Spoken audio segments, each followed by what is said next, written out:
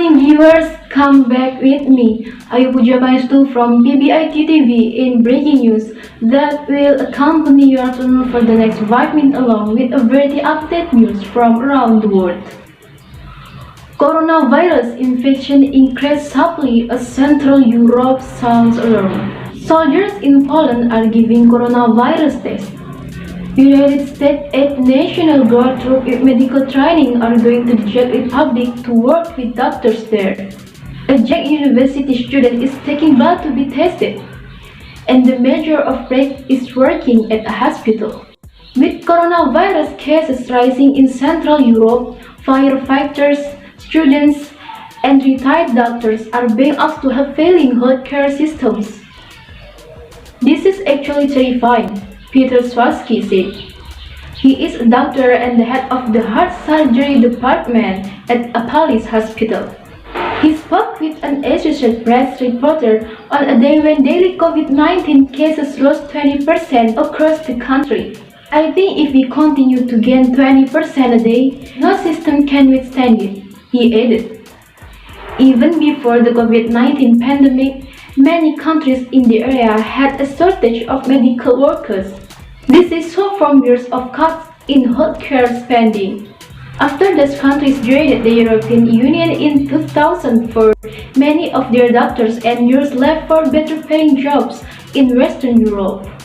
Now, some of the healthcare workers who stayed in Central Europe have caught the virus. Over 30,200 medical workers across the Czech Republic have been infected, not a labor union representing the doctors. That numbers include 2,600 doctors and 6,000 nurses. But Poland and the Czech Republic are building field hospitals as hospital beds fill up.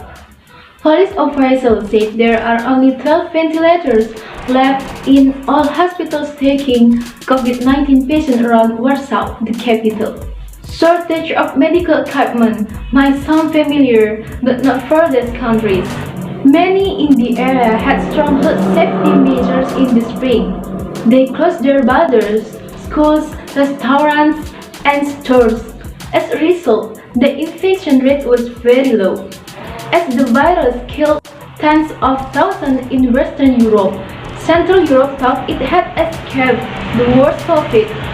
As the virus killed tens of thousands in Western Europe, Central Europe thought it had escaped the worst of it no longer this month, while announcing new restrictions.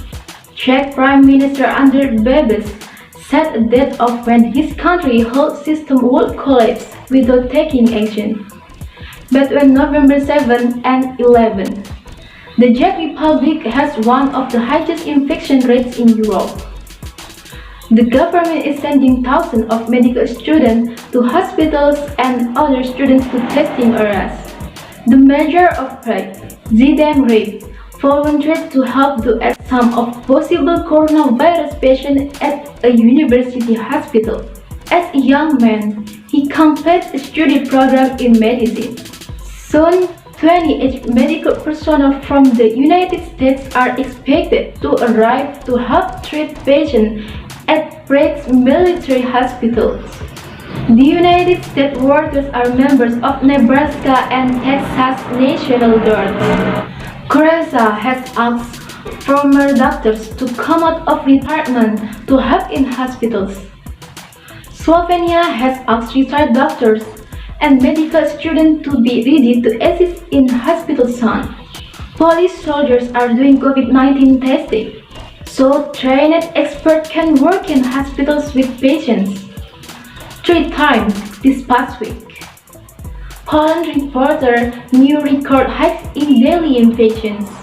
On Thursday, it also announced its highest number of daily deaths at 301. At the Interior Ministry Hospital in Warsaw, that among people with cancer and other diseases are rising because medical workers cannot keep up with their care, noted Swarsky.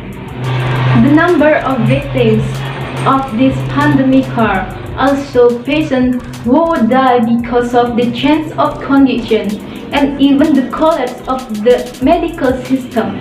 He added, it is worse in small towns, such as the one in Kejov, a town of 11,000 in the southeastern Czech Republic. Lubomir Wenzel is the director of the hospital there. He said the number of COVID-19 patients doubled in just 3 weeks to almost 60. Then, doctors and other hospital workers caught the virus. Many volunteers offered to help, but their work is limited. Dr. J.D. Fingel is the head of the intensive care department. His office treats COVID-19 patients in serious condition. It's impossible to replace those doctors by anyone else, because you need a long time to gain experience to become a good intensive care specialist. He said, the problem is that small group of doctors and nurses will have to take care of a high number of patients. The intensive care department, meanwhile, has 11 patients and a step up to 18, he explained. Well, viewers, that's all the news today. If you have some critics and suggestions, please visit us in www.pbitutv.com. Finally, I am Ayu Puja Pangestu. See you next time and goodbye.